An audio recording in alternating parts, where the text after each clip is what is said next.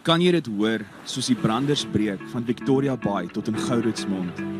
Kan jy dit sien soos die son opkom en skyn oor die ou Tenikwa berge? Beleef jy dit? Die tuinroete, 'n plek waar God regeer. Mense wat 'n verskil maak met geloof, liefde en hoop. 'n Streek wat God ken, mense liefhet en hulle wêreld vernuwe. Habakuk 2 vers 14 sê, die aarde sal gevul word met die kennis van die heerlikheid van die Here, soos die waters die seebodem bedek. Welkom by Doxodeo Tuinroete.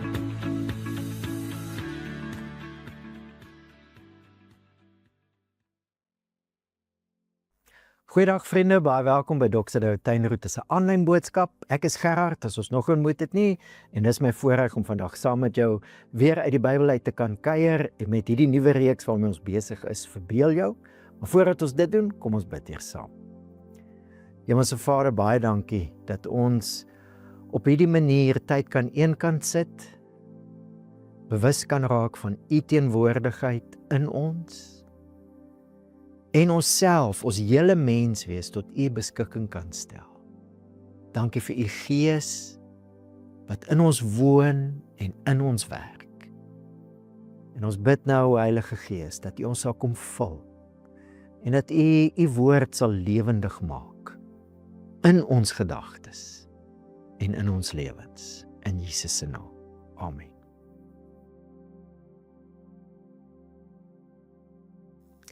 So dis week 2 in hierdie preekreeks wat ons noem Verbeel jou, waar ons gesels oor hierdie kapasiteit waarmee God ons geskep het.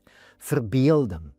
Die vermoë om innerlik iets te kan sien voordat 'n mens dit met die blote oog kan sien.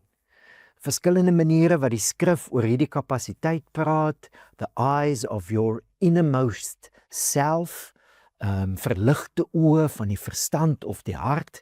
Die King James vertaling gebruik baie keer die woord imagination of imaginations. En dit is 'n kapasiteit wat God ons gegee het om insig te hê in dit wat hy aan die doen is. Kan ons dit sê? Dit wat hy droom vir sy mense en sy hele skepping. Dit is vir my treffend as in die Ou Testament en in die Nuwe Testament God deur profete met sy mense praat, dat hy baie keer hierdie een woordjie gebruik. Kyk, behold. En dan praat hy oor dit wat hy aan die doen is.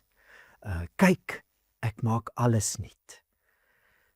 Asof die profeet deur die Heilige Gees in staat gestel word om iets te sien en dan te kommunikeer wat ander mense nog nie kan sien nie. Dis wat hierdie reeks oorgaan. 'n Reeks wat 'n uitnodiging is dat ek en jy ons innerlike menswees ook tot beskikking van die Heilige Gees sal stel, om saam met God te droom, saam met hom prentjies te sien van dit wat hy doen, dit wat hy mee besig is, dit wat hy ons voorroep. En vriende, baie spesifiek in hierdie reeks fokus ons daai kapasiteit van ons op dit wat ons noem kerk. Ons het verlede week gesels oor Jesus wat sê, op hierdie rots sal ek my kerk bou en die poorte van die doderyk sal dit nie oorweldig nie. Baie beeldspraak daar. Rots, kerk bou, poorte van die doderyk. Beeldspraak wat my en jou uitnooi. Dis mos hoe Jesus geleer het, deur gelykenisse, wat my en jou uitnooi om ons verbeeldings te gebruik om iets te sien van dit waarmee Jesus besig is. Dit wat hy droom oor ons. Om te visualiseer dit wat God wil doen in en deur ons. En miskien is deel van ons probleem dat die woordjies wat ons baie keer gebruik, iets van die betekenis verloor het van dit wat dit oorspronklik beteken het. Byvoorbeeld hierdie woordjie ekklesia. Ons het laasweek gesels oor die feit dat ons vertalings vertaal dit baie keer met gemeente of kerk. Kerk kan baie maklik jou kop na 'n gebou toe vat, terwyl die droom iets heel anders was. En ons gaan vandag weer oor die betekenis van hierdie woordjie gesels. Ekklesia, letterlik mos 2 woordjies, uit en roep. Ons is die uitgeroepenes. 'n droom wat Jesus het van 'n beweging van mense wat hy roep vir iets baie spesifiek. En dis ons gebed vir hierdie 3 weke, dat ons saam sal droom, soos Paulus ook bid. Hy sê, dat die oë van julle harte verlig mag wees, sodat julle kan insien wat die hoop is, wat sy roeping bied. Dat ons verbeeldings, ons kapasiteit om innerlik dinge te sien, ons verstand of hartsoë verlig mag word. En dit lyk vir my in die skrif, asof daar nogal 'n stryd is, as dit kom by hierdie kapasiteit van die mens. 'n Stryd vir ons innerlike mens, ons verbeeldings. As Paulus hieroor skryf, dan gebruik hy taal wat baie bekend is, ook as beeldspraak. In die wêreld van daai tyd, die Romeinse ryk, was dit baie keer as die Romeinse ryk nou 'n stad of 'n streek inneem, mos met militêre mag, dan was daai stad versterk.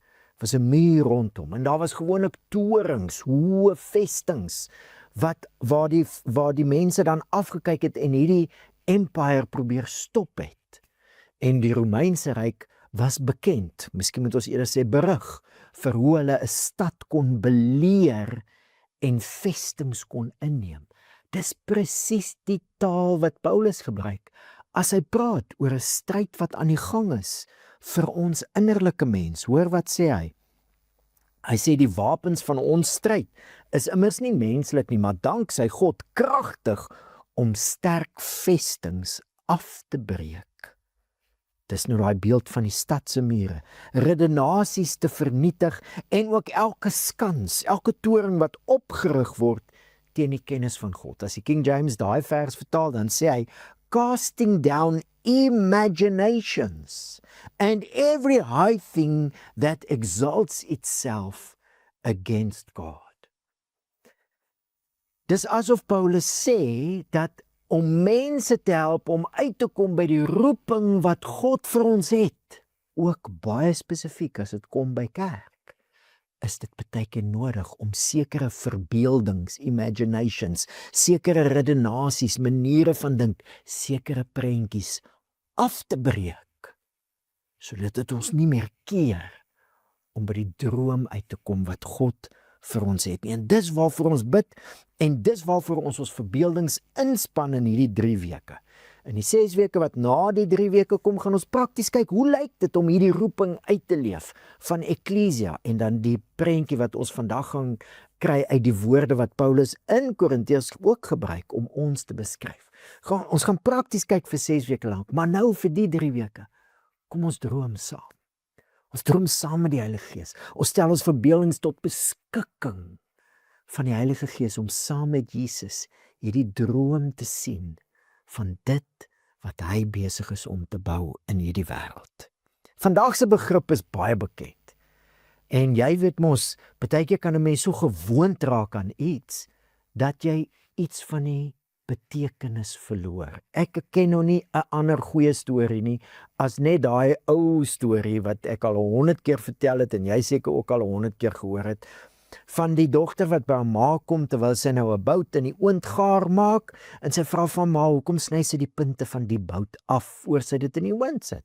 En haar ma sê nee, sy weet nie, hulle moet vir ouma vra, want dis hoe sy by ouma geleer het. Gelukkig bly ouma by hulle in die huis en hulle vra vir ouma en ouma sê nee, sy weet nie, hulle moet maar vir ouma Grootjie vra, want sy het dit by haar geleer.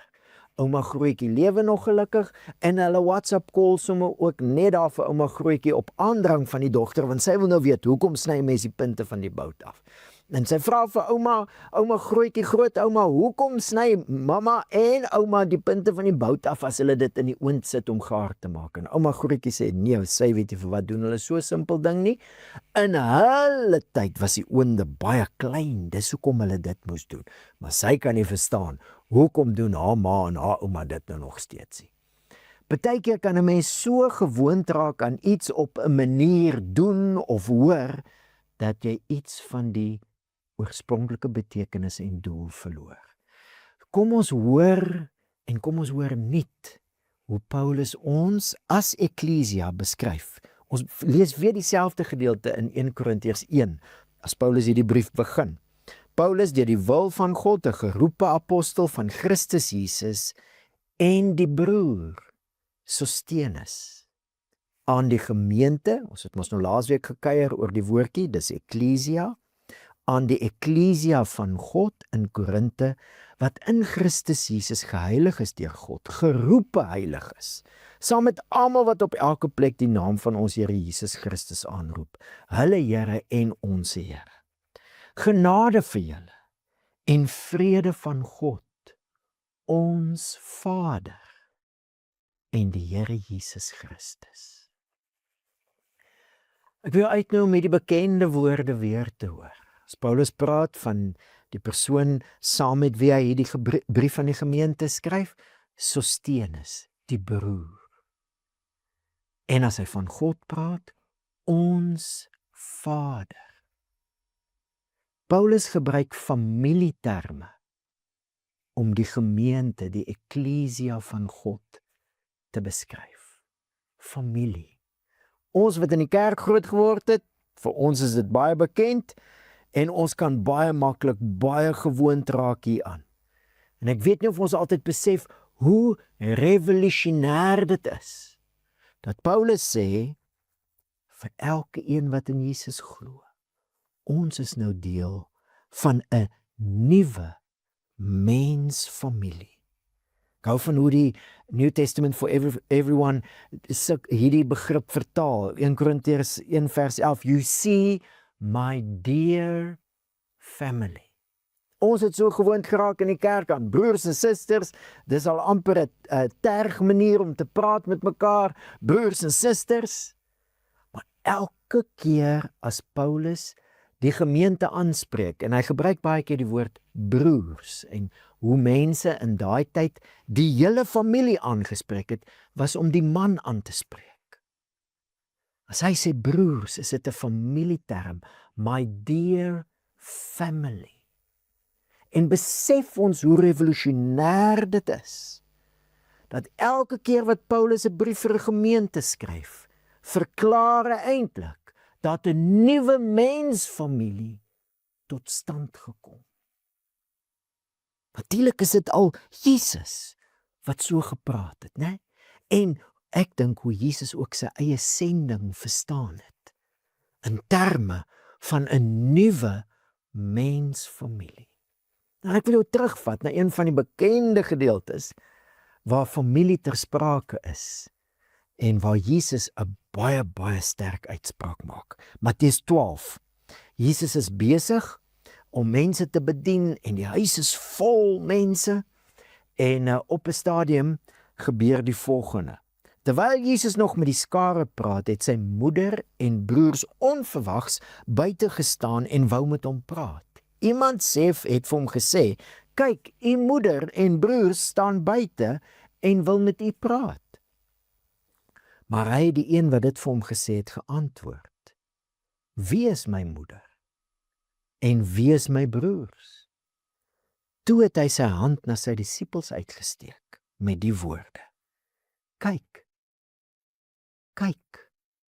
droom saam, hier is my moeder en my broers. Want elkeen wat die wil van my Vader doen in die hemel, die is my broer en suster en moeder. Hierdie moes nogal 'n skokkende stelling gewees het wat Jesus hier gemaak het. Want vir hierdie mense, al hierdie mense, dis nou Jesus se volksgenote, né? Die Judeane, ons noem nou Jode. Vir almal van hulle was familie alles. Was nie net dat familie belangrik is en God het sekere wette gegee, jou vader en jou moeder. Dit was dit, maar dit was baie meer as dit. Familie was hulle hele identiteit. Dis hoe die storie van Israel mos begin het. God het 'n man en vrou geroep, Abraham en Sarah, wat nie kon kinders hê nie. En God het vir hulle kinders beloof en God het self hierdie familie Israel begin. So familie vir hulle was 'n identiteitsding, dit was hoe hulle aan God verbind is en aan God se plan in hierdie wêreld. Want dis mos hoe God Abraham geroep het. Nee, Dit was 'n roeping ter wille van die wêreld. Galasiërs 3 sê, die skrif het die evangelie reeds vooraf van Abraham verkondig. In jou sal al die nasies geseën word. Die hele aarde sal geseën word deur hierdie familie. So dit was identiteit, dit was doel en roeping, dit was 'n verbintenis met God vir sy doel in die wêreld. Al daai dinge, al daai hele identiteit was opgesluit in familie, bloedfamilie. En daar's natuurlik 'n hele storie agter die roeping van Abraham. As jy nou Abraham se roeping in Genesis 12 lees en jy hoor dat God sê vir hom, in jou nageslag sal die nasies van die aarde geseën word. En jy het nou die storie gevolg van Genesis 1 tot 11, dan sal jy hoor dat daar 'n breuk gekom het en dat 'n vloek deel geword van God se skepping, wat nie God se doel was nie. Hy het Adam en Eva geseën, maar deur hulle ongehoorsaamheid aan hulle roeping, het daar 'n vloek in die skepping ingekom. Vervloek is die grond om jou en wil, dorings en distels, met smart sal julle kinders maak. Nou kies God 'n familie van mense wat nie kinders hê nie, om iets in hierdie wêreld reg te maak, to reverse the curse, om lig vir die wêreld te wees. Al hierdie dinge is hoe die Bybel die storie van Israel vertel. En as ons dan kom by die Nuwe Testament, is dit baie duidelik dat Jesus die seun van Abraham is, die een wat daai belofte, daai verbond wat God met Abraham gemaak het, gaan vervul. Maar dan sien ons hier iets baie interessant. En ons sien dit eintlik in al die evangelies. Jesus is baie duidelik dat terwyl hy die verbond aan Abraham vervul, is hy ook besig om 'n nuwe familie vir God te skep. Baie treffend. En ek dink dis wat ons moet hoor hierso. Hierdie wat Jesus hier sê van, wie is my broers en my susters en my moeder? Wie is my familie? Is nie 'n stelling wat hy maak dat sy biologiese ma of sy bloedbroers en susters is nie vir hom belangrik nie, glad nie.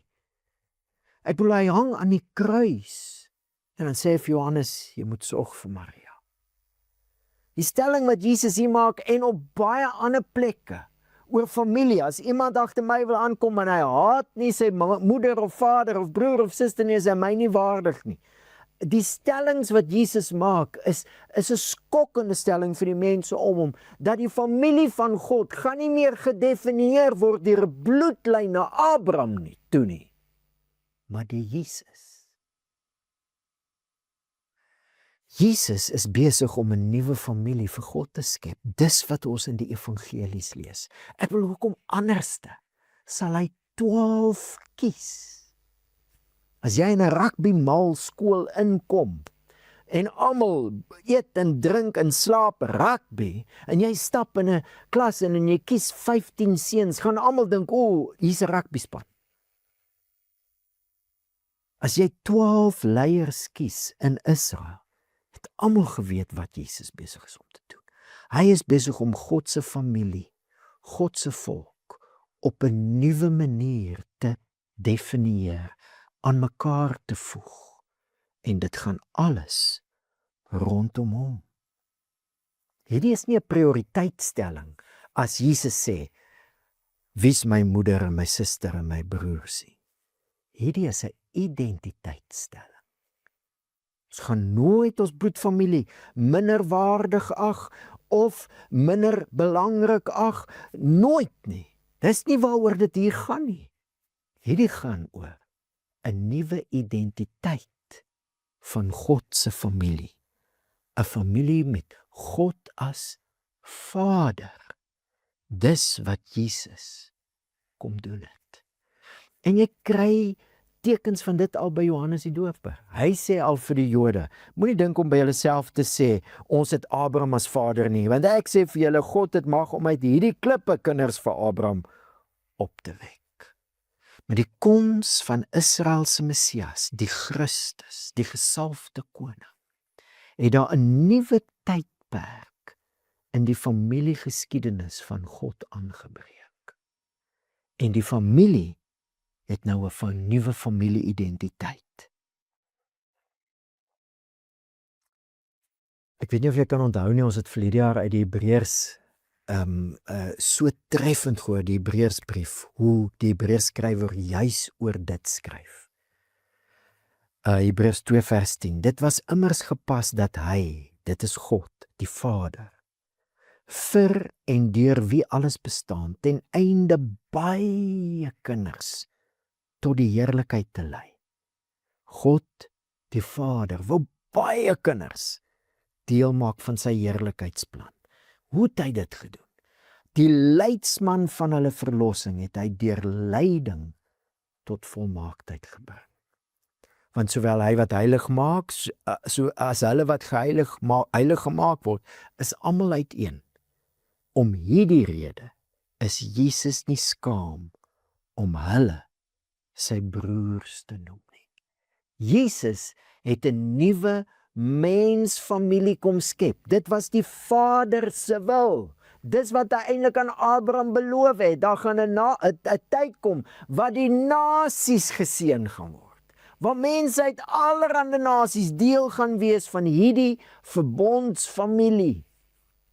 En Jesus het dit kom doen. Hoe? Deur sy lyding. Deur sy dood aan die kruis het hy 'n pionier geword. En of dit nou Jode is of Grieke, almal wat in hom glo, is nou deel van hierdie familie. Vriende, dit is dwars deur die Nuwe Testament en dis 'n groot ding. En kom ons kyk of kom ons vra dat die Heilige Gees, en kom ons kyk met ons binnekant mens, hoe die Heilige Gees hierdie beskrywing van wat dit beteken om in Jesus te glo, dat ons deel is van 'n nuwe mensfamilie, hoe hy dit lewendig maak, en hoe dit ons verbeeldings kan aangryp, en hoe dit dan kan maak, dat ons die roeping wat God op ons lewens het, kan uitleef. As jy in Jesus glo, het daar 'n statusverklaring in jou lewe ingetree, wat jou identifikasie, jou identiteit verander. Jy word nou verklaar deur die Vader tot familie. Ons kry dit dwars deur die Nuwe Testament. Treffende ene is in Galasiërs. Galasiërs 2 vers 15 sê Paulus, ons is gebore Jode en nie sondaars uit die heidene nie. En tog weet ons dat 'n mens nie op grond van die uitvoering van die wet geregverdig kon word nie, maar slegs deur geloof in Jesus Christus. Ook ons het in Christus Jesus geglo, sodat ons regverdig verklaar kon word op grond van geloof in Christus en nie op grond van die uitvoering van die wet nie. Klomp tegniese terme wat Paulus hier gebruik om te sê, die wet het vir baie lank God se volk uitgeken. Dit was die Jode. Maar met die koms van Christus is ons in 'n nuwe tydperk. Selfs die Jode het nou in Jesus geglo en dis hoe hulle geregverdig word. Hierdie statusverandering, nie meer sondaars nie, maar geregverdig, familie. Dis wat daai woord onder andere beteken. God verklaar ons tot sy seuns en dogters. Dis 'n statusverandering. Ons is nie meer sondaars nie en die Jode is nie meer Jode nie. In daai sin, dis hoe ons God se familie is, want ons kan ons bloedlyn terugvat tot by Abraham. Nee, dis nie meer die Abraham se bloedlyn nie. Dis nou in Christus wat hierdie statusverandering, hierdie identiteitsverandering deur God oor ons uitgespreek word. En dit is baie treffend. In die King James is dit nie deur geloof in Christus Jesus nie, dis through the faith of Jesus Christ wat ons hierdie deelagtig word. Faith of. En hier het ons al 'n bietjie gesels, die Griekse woordjie vir geloof kan ook getrouheid beteken. New Testament for Everyone vertaal hierdie vers so. We are Jews by birth, not Gentile sinners, but we know that a person is not declared righteous by works of the Jewish law, but through the faithfulness of Jesus, the Messiah. Deur Jesus se getrouheid word hierdie uitspraak nou oor ons gemaak. God is ons Vader. Nie meer die bloedlyn na Abraham nie, die bloed van Christus. Die bloed van Christus verklaar ons nou tot kinders van God, tot hierdie nuwe mensfamilie. Vriende, ek wil nou vra, in hoe mate het hierdie verklaring van God dat jy nou nie net sy kind is nie, dit gaan nie net oor jou verhouding met hom nie, maar dat jy deel is van sy nuwe mensfamilie. Familie wat Hebreërs sê, Jesus skaam hom nie om ons sy broers te noem nie.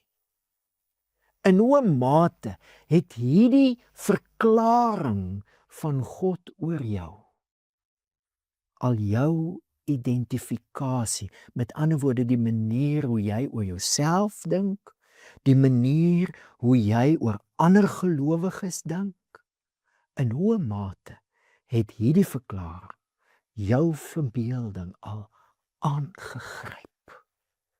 Miskien imaginations afgebreek wat teen hierdie verklaring wil praat. In hoe mate het jy al gehoor dat God se verklaring oor jou is nie gekoppel aan jou status in die wêreld nie, en hoe die wêreld was nie. Nie gekoppel aan jou status in wat jy al bereik het of waarin jy al vooruit gegaan het in die wêreld nie. Hoe sê die Bybel? Hy sê deur die doop sê deur die geloof is julle almal kinders van God. Galasiërs 3. In Christus Jesus, want julle wat in Christus gedoop is, het Christus soos 'n kleed aangetrek. Daar is nou nie meer Jood of Griek nie, nie meer slaaf of vryman nie. So dis nie meer my status in die wêreld, nie my bloedfamilie status, daar's nie meer Jood en Griek nie, nie my prestasies en dit wat ek bereik het nie, nie meer slaaf of vryman nie. Die statusse van hierdie wêreld, daai identiteite het ons afgesterf. En ons is nou bekleed met Christus. En ek wonder in hoe mate het hierdie uitspraak van die Vader oor jou in Christus al gemaak dat jy anders oor jouself en die familie van die Here dink. Ek kom agter dat baie mense sukkel om daai kopskuif te maak, 'n identifikasie, 'n identiteit wat nou in Christus myne is. En as hulle sukkel om daai skuif te maak, sukkel hulle om in hierdie vrymoedigheid met die Vader in verhouding te lewe en om vrymoedig hulle rol in die familie te vervul. Soveel mense gaan kerk toe omdat hulle probeer om iets te bereik of hulle probeer om deel te wees van iets. Hulle probeer. Omdat hulle nog nie die identiteit skuif gemaak het. Maar in Christus is ek nou deel van die familie van die Vader. Deel. Jesus noem my broer. Ek is volledig deel. Ek gaan nie kerk toe in aanhalingstekens, om iets te probeer word nie. Ek is deel van die familie. En hoe leef ek hierdie deel wees van die familie uit? In 'n gemeente. In verbintenis met ander broers en susters. In hoe mate het hierdie identifikasie, hierdie uitspraak van die Vader, dat jy nou in Christus familie is, jou manier van dink oor jouself en ander gelowiges al verander. En Dr. Sadeu praat ons van familie op missie. Dit is natuurlik 'n heel ander prentjie wat ons in die skrif kry oor uitverkiesing, né? Van Israel se tyd af al, van Abraham se tyd af. As God kies, is dit nie omdat hy party kies en ander los nie. Dis nie uit verkiesing nie. God kies ter wille van wat hy in die wêreld wil doen. En jy gaan nie jou rol vervul in die familie as jy nog probeer om 'n kind van die Here te wees. As jy nie volledig hierdie Christus-identifikasie aantrek soos 'n kleed. Ja, miskien is die baadjie bietjie groot en jy gaan in hom ingroei. Ek is nou deel van hierdie familie. Ek moet nou die familietaal en gewoontes aanleer. Ja, ons gaan groei. Maar dit maak ons nie meer deel nie. Net soos met Abraham en Sarah. Is dit God wat hierdie familie begin het? Dis nie mense nie. Net so met ons. Dis deur Christus se getrouheid wat God hierdie verklaring oor jou en my maak wat in Jesus glo. Familie. Ons is geregverdig in Christus. 'n Statusverandering, nie meer sondaars nie. Familie. En as God mense tot familie roep en maak, is dit vir wat hy in die wêreld wil doen. Familie op missie. Een van die woorde wat dit so mooi uitbring is die woordjie koinonia. Ons het al baie oor gesels. Maar in daai wêreld was dit baie algemeen. Lees nou maar ook selfs die stories van Jesus wat vir Petrus hulle roep. Hulle was 'n familie wat as vissermanne gewerk het, saam met die trade het hulle by hulle pa geleer en dit was 'n familiebesigheid, saam woon, saamwerk. Dis koinonia. Koinonia. Sharing, communion, joint participation, partnership, familiebesigheid, familie op missie. En dis natuurlik waar hierdie week se beskrywing van wie ons is in Christus en laasweek se so goed hande vat. Familie, die eklesia van God, onthou jy, die uitgeroepenes, Ecclesia in die Griekse empire en in die Romeinse empire wat die Grieke oorgeneem het, was dit mense wat uitgeroep was in 'n stad, in 'n samelewing, in 'n dorp, in 'n streek, moes hulle die koninkryk van die dag verteenwoordig. Hulle moes die kultuur van die koninkryk onder wie hulle gestaan het, uitdra en vestig. Hulle het saamgekom en gesê, in ons stad gaan ons dinge so doen en ons gaan dit doen en hulle het die koning en die koninkryk verteenwoordig. Nou is ons God se eklesia. Maar hoe lyk hierdie eklesia? Hoe lyk hierdie beweging van mense wat saam met die Here dink en droom? Nou dat Jesus koning is hier in die tuinroete, hoe kan dinge verander? Hoe lyk mense wat deur die Heilige Gees geïnspireer word met drome en visioene van dit wat sy kerk in hierdie wêreld kan wees? Hulle is 'n familie. Hulle is 'n familie wat saamgevoeg is, net deur een enkele kenmerk. Dis die getrouheid van Christus. Jesus wat sy lewe gegee het hierdie nuwe familie gevorm. Gaan wonder dat Jesus sê vir sy disippels, sy broers, sy susters, sy moeder, sy familie. Soos ek julle liefgehad het, moet julle mekaar lief hê. So ek wonder in hoe mate het hierdie nuwe mensfamilie al jou verbeelding aangegryp. Dat Jesus ons nie net in 'n verhouding met die Vader herstel nie, maar in 'n nuwe verbintenis as 'n nuwe mensfamilie saamgevoeg het ter wille van sy koninkryk. En onthou wat Paulus sê, né?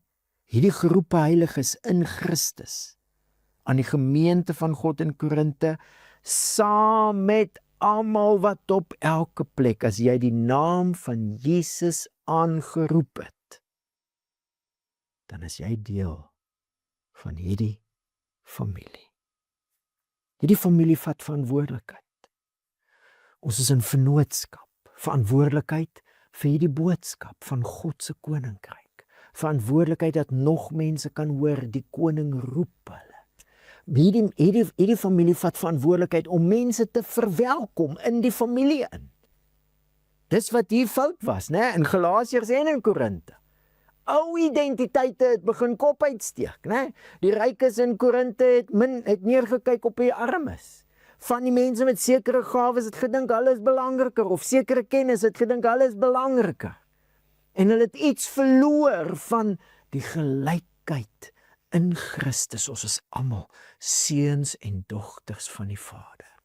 Galasiërs dieselfde, ou identiteite. Die Jode wat in Jesus glo het altyd saam met die nie-Jode wat in Jesus glo om die tafel gesit, want dis wat familie doen. En toe kom maar Jode uit Jerusalem uit en ewe skielik split hulle die family. En Paulus sê, nee, dit kan nie, die evangelie is op die spel. Want God het gedroom dat daar mense wat deur die liefde van Christus aan hom as Vader en aan mekaar as familie verbind sal wees. Dat deur hulle gaan hy sy koninkryk, sy kultuur vestig. Ons is sy eklesia, 'n familie op missie.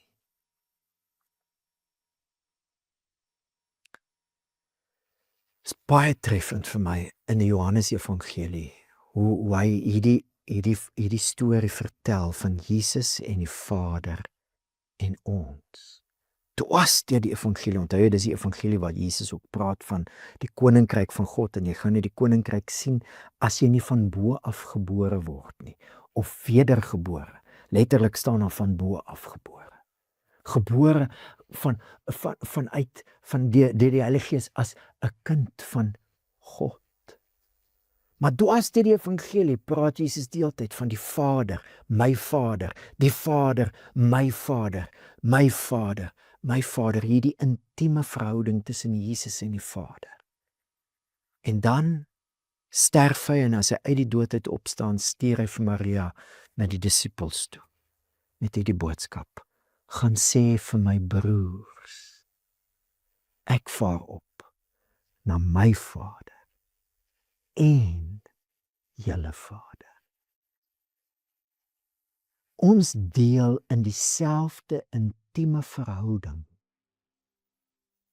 wat ons van Jesus met die Vader lees in Johannes. Ons deel nou in dieselfde intieme verhouding met hom. En ons is familie van mekaar.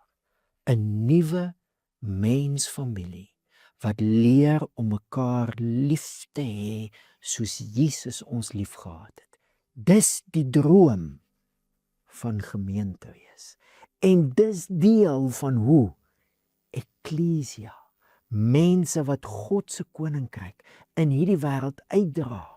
Oral waar Jesus koning is, mense help. Dis wat eklesia gedoen het, om hulle samelewing te heroriënteer na die ander manier, die ander tipe koninkryk, die koninkryk van God wat nou besig is om te kom in hierdie wêreld, omdat Jesus nou koning is.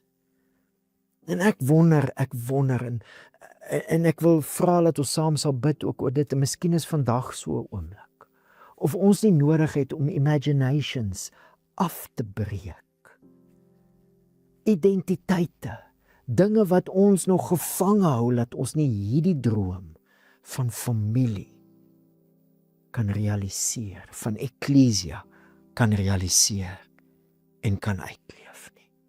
Jesus se bloed het jou nou deel gemaak van God se wêreldwye familie, sodat ons sy familie op missie kan wees, sy koninkryk kan uitdra. Hoe kan dit lyk? Hoe kan dit in jou omgewing lyk? Hoe kan dit in jou werk lyk? Hoe kan dit in jou buurt lyk? As almal wat in Jesus glo besef, ons is familie. Ons begin vir mekaar omgee. Wat 'n effek, wat 'n impak sal dit op die wêreld hê? Wat 'n impak sal dit op ons as sy gemeente? Kom ons droom saam, en dan in die 6 weke wat kom, ons skop die 16 Augustus daarmee af, gaan ons prakties kyk, hoe leef ons hierdie roeping ook uit, om die familie van Christus, die broers en susters, op te bou, mense te verwelkom, mense te help om te groei in hierdie familie, want in enige familie is daar kinders en mense wat meer volwasse is, mense te help om te groei, sodat ons almal hierdie roeping kan uitleef, om God se familie te wees in hierdie wêreld, vir sy koninkryk besigheid, sy koinonia. 1 Korintiërs 1 vers 9, ek lees uit die New Living Translation. God will do this, for he is faithful to do what he says, And He has invited you into partnership with His Son, Jesus Christ, our Lord. Kom ons bid saam. Here, ons het baie keer al hierdie woorde gebruik. Ons is kinders van die Vader. Ons is broers en susters. Ons kom bid vandag vir 'n nuwe visie van 'n nuwe mensfamilie, waar ou identiteite nie meer bepaal hoe ons saam as familie werk vir U koninkryk in hierdie wêreld nie. En ons hoor hierso, Here, dit is U getrouheid. Dis U wat ons geroep het in hierdie partnership in.